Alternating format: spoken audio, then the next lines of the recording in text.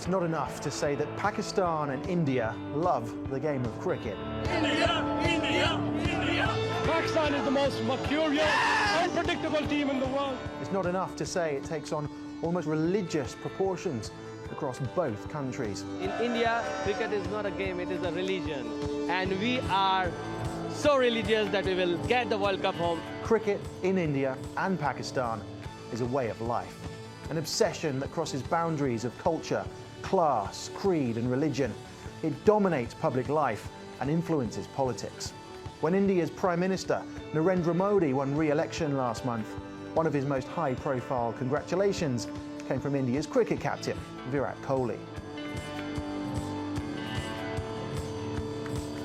Well, Pakistan's current Prime Minister is arguably their greatest ever cricketer, Imran Khan, a man who cast off his career as a cricketing playboy to become the leader of a nuclear weaponized nation that he is today.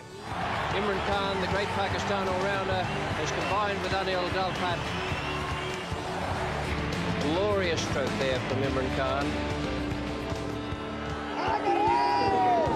The nation's fortunes rise and fall on the results of a single match. To say this is the biggest game at this year's Cricket World Cup does it little justice. This will be one of the biggest sporting moments of the year. People are very much excited and they are looking at tickets, but unfortunately they could not find it. And you will both place in very high level pressure. What do you say on that, please? Last time they played in a World Cup, more than 1 billion people watched. That's as many as the FIFA World Cup final last year, or almost 10 times the amount of people that watched the Super Bowl in the United States. But this isn't about sheer numbers. Instead, like so much in the sporting world, the rivalry begins and is forever influenced by politics.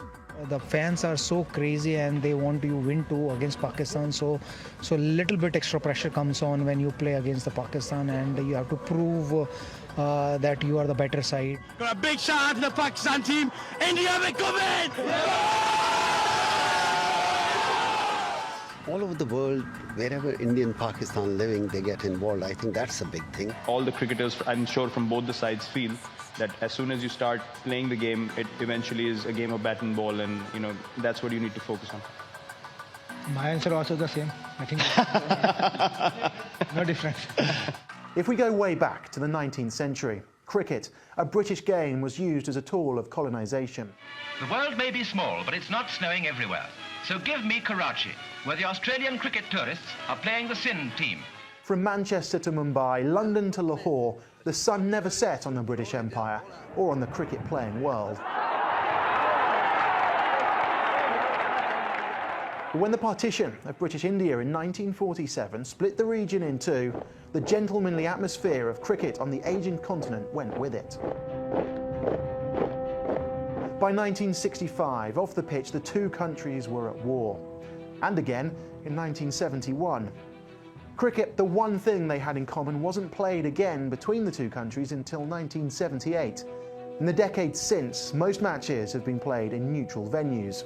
Sharjah and Abu Dhabi in the United Arab Emirates, and even as far afield as Toronto in Canada. But as fate would have it, the ICC always seems to pick them out against each other in major competitions. They follow each other around the competition, just waiting to cut the other down to size. India won their first World Cup in 1983, when the great Kapil Dev guided them to victory. Pakistan wasn't far behind, catapulted by Imran Khan's captaincy and the incredible talent of a truly golden generation in 1992. And since then, the world has watched on as the two fight it out in World Cups across the game's 3 formats. But in Cricket World Cups, when they play each other, India have won 6, Pakistan 0. Cricket hasn't always torn the two nations apart. It's also been used to bring peace. Through the 1990s and early 2000s, there was relative calm between the two nations for an extended period.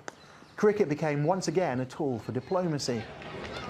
Until cricket began to change. For a game that relied on tradition and antiquity, money began to flow in like never before. The most shining example of this was the Indian Premier League. Cricket's financial revolution saw India effectively control the purse strings and the future of the game. Everyone was about to make a lot of money. But after just one season of IPL action with Pakistani players, politics once again reared its head. Indian Premier League chairperson Rajiv Shukla has made it clear that there is no possibility of bilateral cricket ties between India and Pakistan unless they get the government's approval. The Mumbai attacks of 2008, which India squarely blamed Pakistan for, saw a split which over 10 years on is yet to be repaired. Pakistani players do not play in the T20 domestic showpiece of the IPL. A tournament which brings together the best players has shut out its nearest neighbour. Now the IPL isn't even shown in Pakistan. So here we are, we've reached 2019, but do you think anything looks like it's about to change? Pakistan says it has shot down 2 Indian aircraft which it claims were over Pakistani airspace. Calls for revenge across India. We demand that one life is avenged with 100,000 lives in Pakistan. Security forces in Indian-administered Kashmir opened fire on villagers trying to stop the arrest of suspected armed separatists. Not a chance. This match at the World Cup almost didn't happen.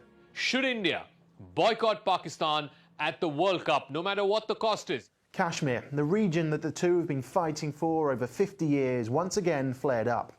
Politics once again dragging sport into the middle of its squabbles, putting at risk this match, this World Cup, and what might be described as a marketeer's dream.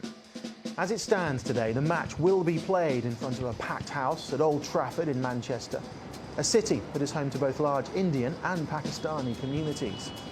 Tickets are going for well over $1,000 each as the black market flourishes for a match that could have sold out 10 times over. For the players, the eyes of the world are watching.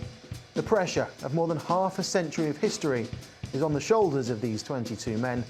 And while they'll try to say it's only a game, one slip, one lapse in concentration, and you'll only ever be remembered for one thing.